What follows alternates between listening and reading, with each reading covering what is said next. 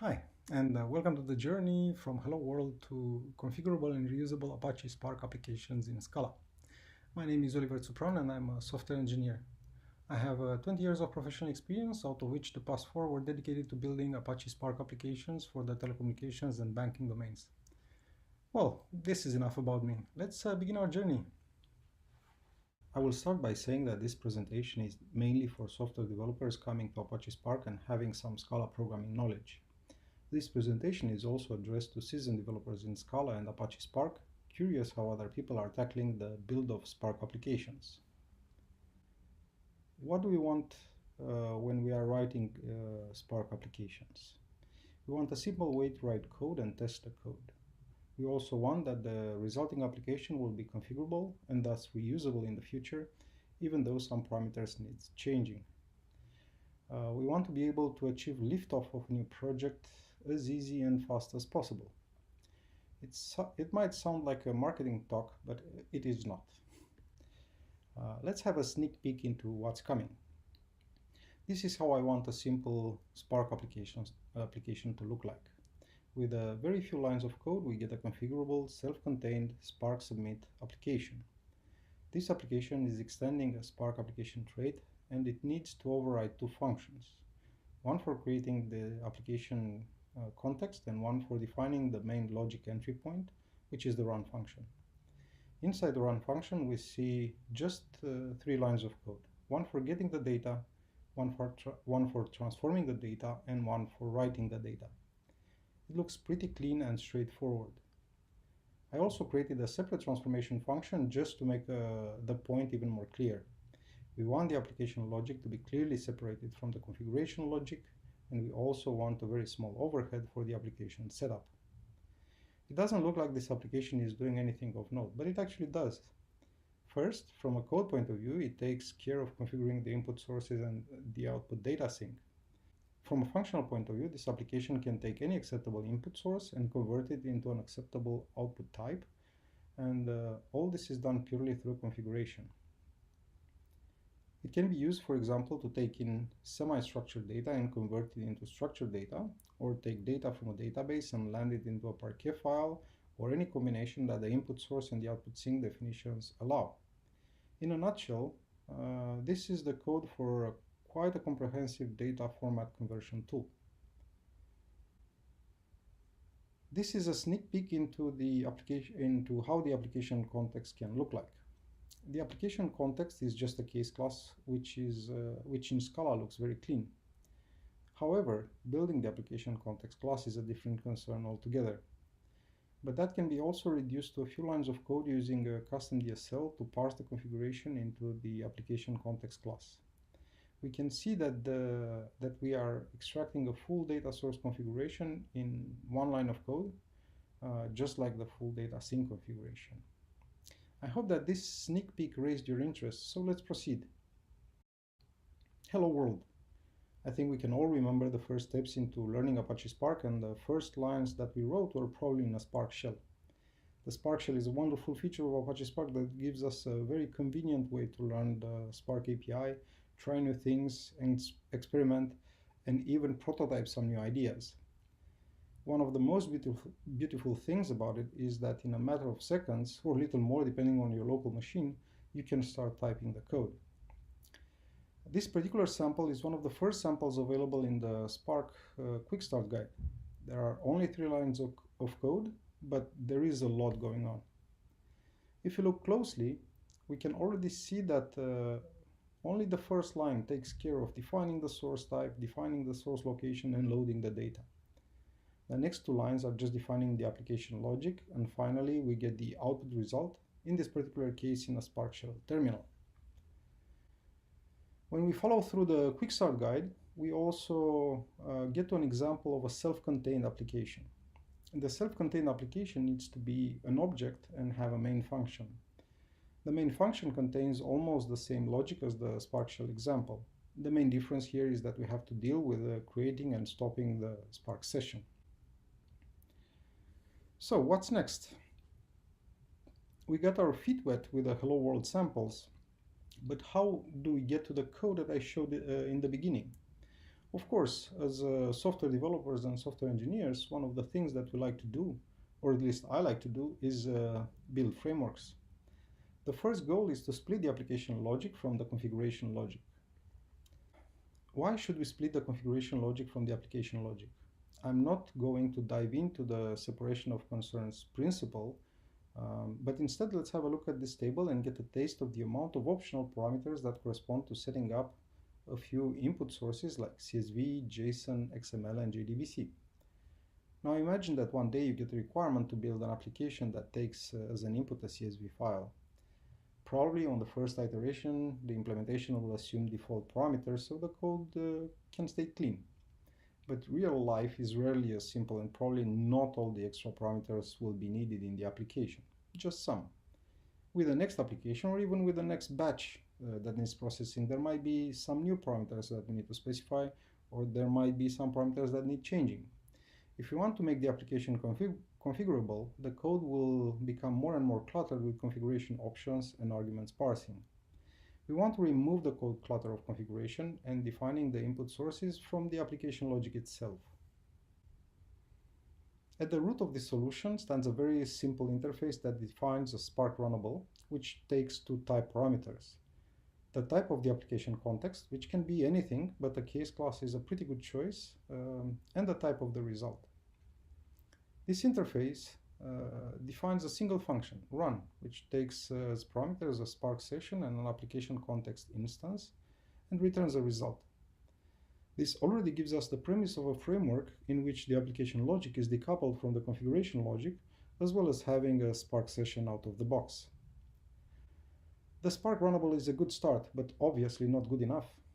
We still want self-contained Spark applications that also deal with the Spark session creation and closing. To get there, we need to create the blueprint of a standalone Spark application, so we can create a new trait called Spark app, which defines a main function, thus providing for the self-contained part.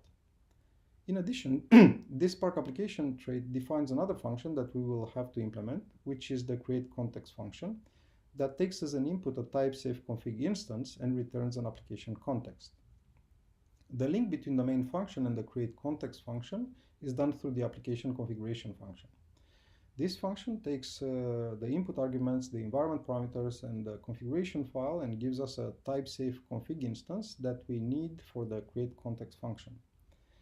There are a few more functions implemented, like app name function, which gives us a better default application name by using the simple class name, which is very useful while testing the application in a Yarn cluster, for example, to find out our application amongst tens or hundreds of other running applications. The last function that we need to mention here is the create Spark session, which I believe you already guessed, it creates a Spark session. Coming back to the main function, this is where everything comes together. The Spark session is created, the application context is created as well, the run function is executed, the session is closed, and the result is returned. This function also handles exceptions for us, and for example, if the create-context function fails, the main function will exit without running the application logic. This is basically it. From this point on, we only need to define our application context, the create-context function, and the run function. Before moving on, some of you might be wondering why I have chosen the type-safe configuration framework. There are many reasons why I chose the Lightbend, formerly known as type-safe configuration framework, and I highlighted here the main ones. The first reason is that it has support for multiple formats, starting with Java properties, JSON, and my favorite, HOCON, which is a human-friendly superset of JSON. The configuration property files can come in all these shapes and forms. The syntax is very lenient and friendly, and it also supports variable substitution and file inclusions. But the main reason why I chose this framework is the support for type conversion. In the property files, everything is a string, but not all the properties that we need in our applications are strings. For example, in a machine learning application, we might need to pass in a threshold parameter, which in most cases is probably a numeric type. So it is important to have conversion type support out of the box. Last but not least, This configuration framework has support for lists and maps, which help a lot in building and managing large configuration structures. Now let's see how the Getting Started application looks like written as a Spark app application. If you remember, the Spark app trait needs two type parameters, one for the application context and one for the return type. At this point, we will keep it simple and we will not define either of them. So we will use nothing. Since we have no application context, there will be nothing to build in the create context function, so we can just return a unit. Inside the run function, we already have a Spark session, which will also be closed for us, so our entire logic, including configuration, can fit in just 5 lines of code. I really like that we dropped already 2 lines of code out of the old main function. One less thing to think about. We will now focus on configuration and configuration validation and how this fits into our framework. We would like our application to be easy to configure, and we would like a way to validate our configuration before starting our application logic. We do not want to start an application, do some expensive computations, and a few hours later the application would crash because the parameter was not correctly set. Let's continue refactoring the simple app that we started with and just take out the application logic into a different function. Here we have the application logic clearly separated from the data load and the data write. This already hints that our logic should be easy to test independently from the rest of the run function code. But now let's focus on the actual application context. For our application context, we choose a simple case class, and it does not have to be more than that. You probably noticed that the input property has a strange type, the file source configuration, which is not part of the standard Apache Spark API. We will focus more on this later on. The application context also introduces 2 more application logic parameters represented here by filter A and filter B. Now let's see how we can build this application context. Remember that the 2 functions that we need to implement in our Spark app implementation are create context and run.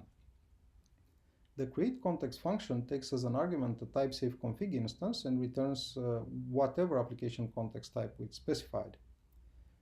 Nevertheless, I chose here to use a configuration framework that can help both with the extraction and the validation of the parameters from the external configuration. Here we can see that the application context factory is implemented through the companion object of our application context case class, which extends the configurator of the type of our application context. The only thing that we need to define in our configurator is the validation null function. Validation null is a concept from Scala-Z, and it actually stands for validation non-empty list. The configuration framework provides a DSL for extracting various configuration parameters as well as for their validation. It also allows for the composition of the validation results, so in the end we get either a full list of exceptions encountered while trying to extract our parameters, or the successfully extracted application context. This is actually very important as we want our configuration to be validated eagerly and fail fast if the configuration is not correct, rather than failing in the middle of an expensive computation. But let's have a closer look at the configuration framework. There are 2 simple concepts in the configuration framework. One is the extractor trait, which provides for extracting types from a given path of the type-safe config instance. It is part of the type class pattern, which decorates the type-safe config object. It is easy to add custom extractors on the spot for other types that we define ad hoc, and they can be used in a DSL-like fashion as well. The other one is the configurator, which validates and extracts a complex type, usually a case class, from a type-safe config instance. It either accumulates the validation errors or builds the actual return instance. But this looks like too many details already, so let's have a small overview of the configuration framework. The configuration framework is based on the Scala-Z library. It provides for a type-based configuration parameter extraction. Also, the primitive types, as well as support for maps and lists, are already built, so they can be used directly. The framework provides a DSL for making the configuration extraction easy and intuitive.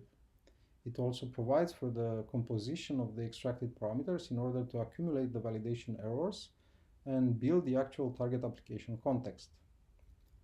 A fully defined configurator, which is also declared implicit, can also be used as an extractor in the DSL.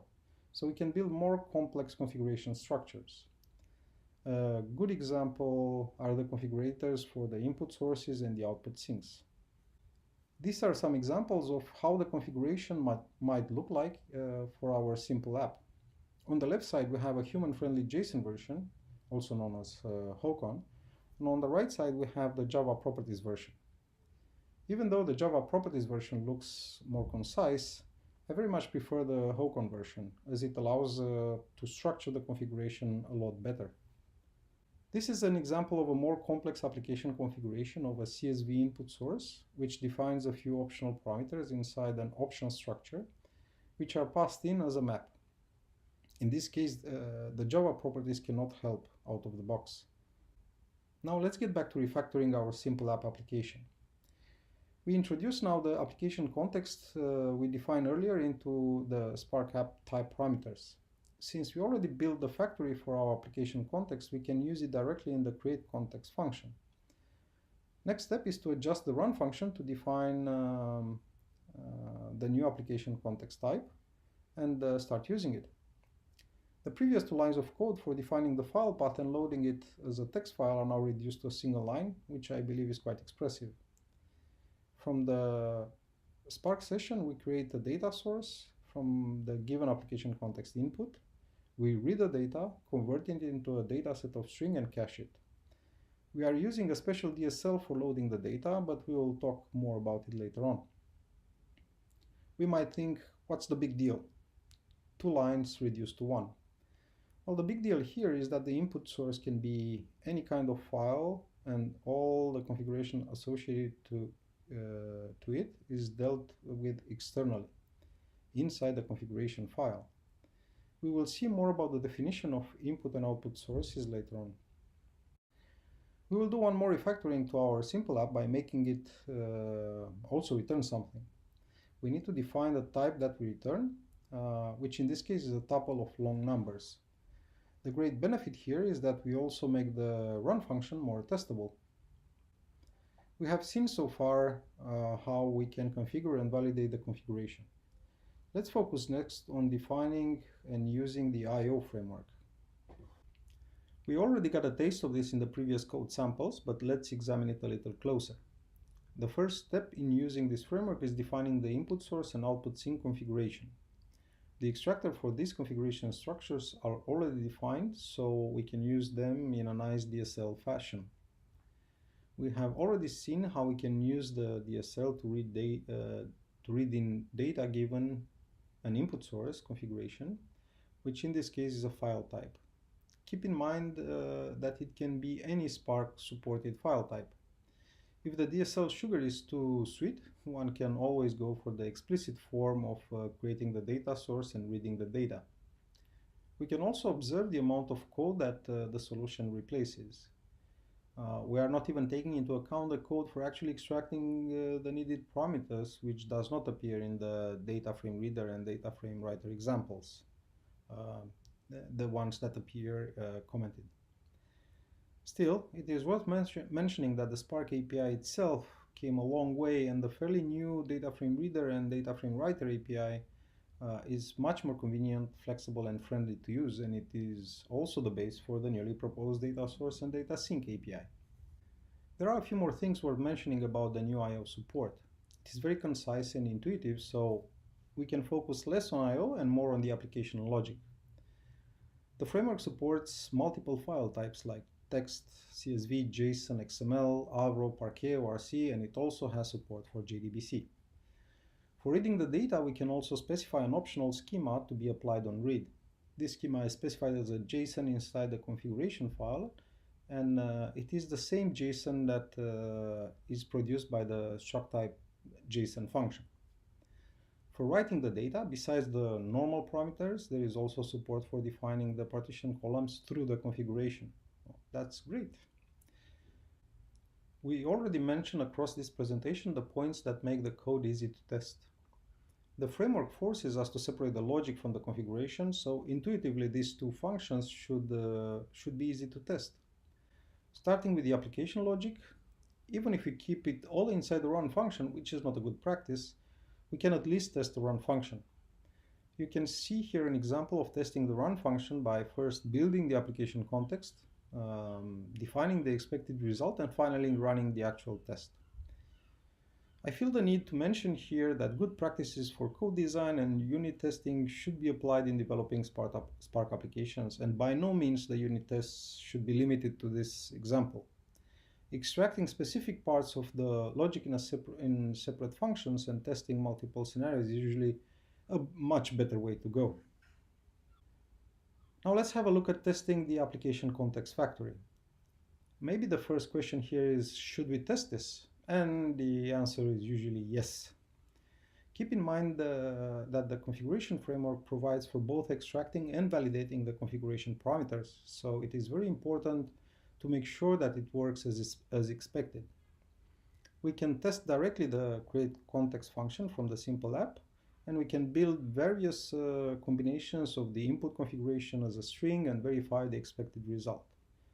Just as I mentioned before, this should be not limited to a single test, and multiple tests checking thoroughly the application create context function should be written. We have already gone a long way, but we still have one more nut to crack, which is that taking a fresh new project off the ground should be fast and easy. For kicking off new projects, Giterate comes to the rescue. Giterate is quite a popular framework for templating Scala-based projects. We can use Giterate both in interactive mode or in non-interactive mode. But even more important is that at the end, we get a full project with a complete structure, ready for coding and even buildable out of the box. Inside the generated project folder, we will find a simple build.sbt file containing all the dependencies and names according to the previously set Giterate parameters. We also get inside the source directory a folder structure for main and test classes. Inside this structure, we will find a stub for the main application context, the main application class, and even a test class stub. A sample script to get the application running is also generated, so the main premises of taking a new project off the ground are there. This is a small taste of the parameters that can be set using the Giterate template in interactive mode. As you can see, the parameters range from the project and application name to the Scala and Spark version that we want to use. Of course, the Giterate template is also available on GitHub for anybody to use and adjust to their custom needs. We are at the end of the road, so did we make it? We have gone through all the points from separating the application logic from the configuration logic all the way to kicking off a new project off the ground. The result framework is available on GitHub and the binary releases are available on Maven Central. Of course, any project, whether it's an open source project or not, needs to have an agenda for the future, as a project not being actively developed is a project that will actively die. What is next for this spark-utils framework? Well, we do have on the agenda support for structure streaming, which is already in the making, support for more source types, configuration framework improvements, and many more. This is an open source project, and as such, community contributions, even limited to feedback, are more than welcome. I hope I managed to raise your interest in giving this framework a try, or for the ones that just begin their journey, a way of approaching the challenge of building Spark applications. There are references for everything that we discussed about, from the framework itself, the extensive documentation and demos, all the way to the root of it all, Apache Spark and Scala. That was it. Thank you very much for your time, and I wish you all great journeys in the world of Apache Spark.